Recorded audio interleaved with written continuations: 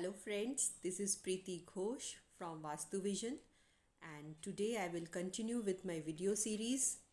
So in last video I told you about East Zone, and today I will explain you about East Southeast Zone. I'll explain you the importance of this zone and what if the zone is imbalanced and how to balance it and what are the outcome if it is imbalanced. So let's start. Now East Southeast zone. It falls between the east and the southeast zone of your living and working area. So what does it do in your life? What is the importance of East Southeast zone in your life? So while taking various decisions in your life, you are worried about the various outcome of that decisions and the ability to churn the various available options and choose the best among them is possessed by the East Southeast zone. India is a land of churning and analysis.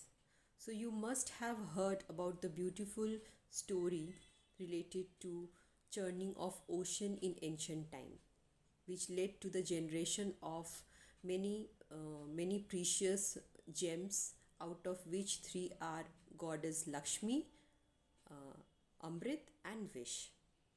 So goddess Lakshmi, you know the importance of goddess Lakshmi in our life. The importance of Amrit is the longevity and Vish kills. So if there is a balanced churning, then the result is Amrit, and if it is imbalanced, then the result is Vish.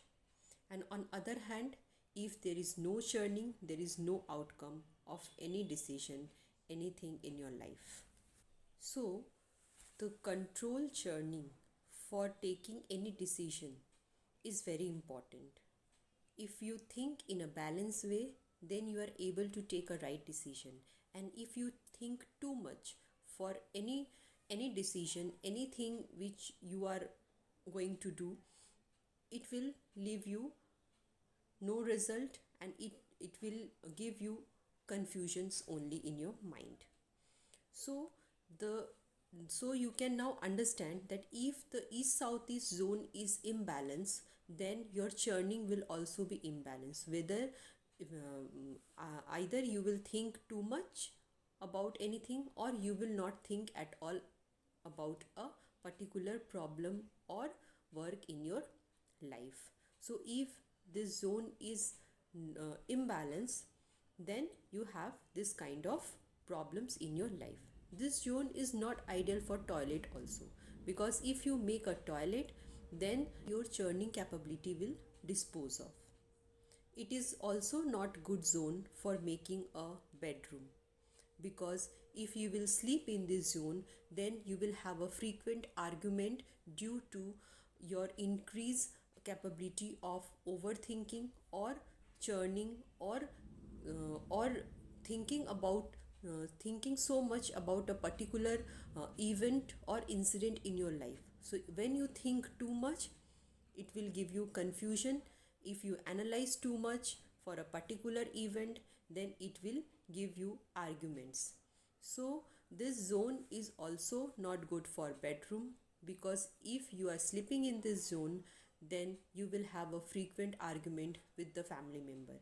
It has been seen in a various case studies that if a couple is sleeping in east southeast zone, then they have a frequent argument, and by changing the direction of a bed, their problem resolved.